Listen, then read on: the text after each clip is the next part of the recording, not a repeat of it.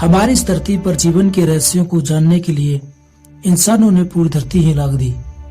पृथ्वी पर समय समय पर बहुत सारे जीव जंतु, पेड़ पौधे आए और किसी न किसी प्राकृतिक आपदाओं, सूखा पड़ना, सुनामी और चट्टानों के टूटने जैसी घटनाओं के कारण विलुप्त हो गए।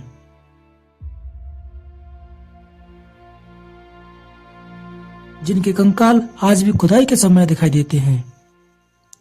जब रात को आसमान की ओर चमकते हुए तारों को देखते हैं, तब हम इस ब्रह्मांड के बारे में सोचने लगते हैं। कैसे इस धरती पर जीवन आया होगा?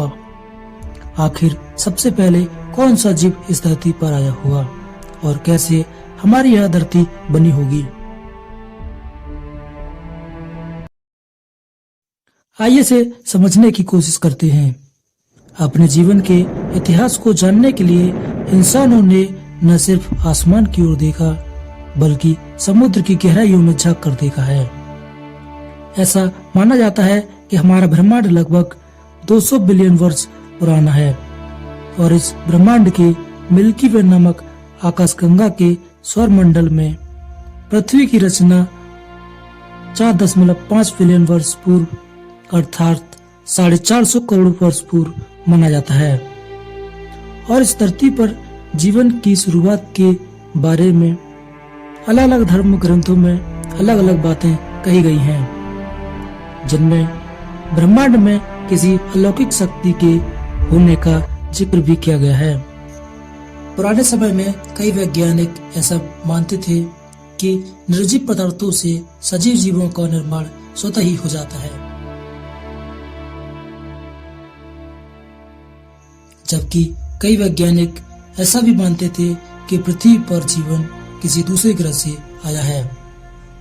सन 1924 में ओपेरन नामक वैज्ञानिक ने बताया, आज से लगभग 4 बिलियन वर्ष पूर्व जब शुरुआत में पृथ्वी एक आग का गोला थी, जिसका तापमान लगभग 5000 से 6000 डिग्री सेल्सियस था और इस समय पृथ्वी पर जीवन की कल्पना करना भी संभव नहीं था।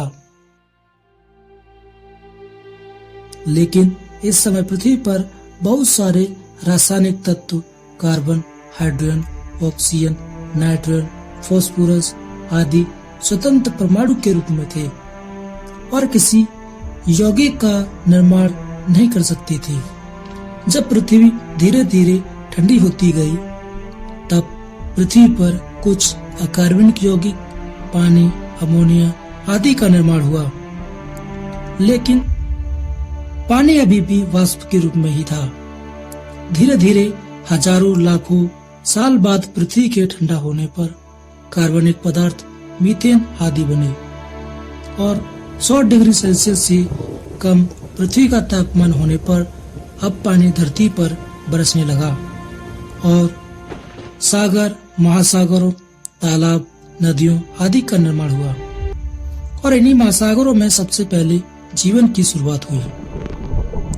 अब बने हुए कार्बनिक यौगिकों के मिलने से स्टार्च, ग्लाइकोजन, सेलुलोज आदि पॉलीसेकेराइड और वसीय अम्लों का निर्माण हुआ। इसी तरह प्रोटीन और न्यूक्लिक अम्लों के मिलने से स्वतः गुणन की क्षमता रखने वाली न्यूक्लियर प्रोटीन बनी।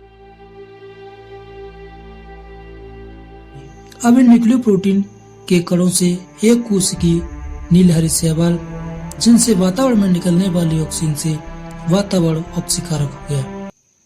अब पृथ्वी पर बहुत सारे बैक्टीरिया, वायरस और यूकैरियोटिक तथा प्रोकैरियोटिक कोशिकाओं के विभाजन से विभिन्न प्रकार के जीव जंतुओं और पेड़ पौधों का निर्माण हुआ।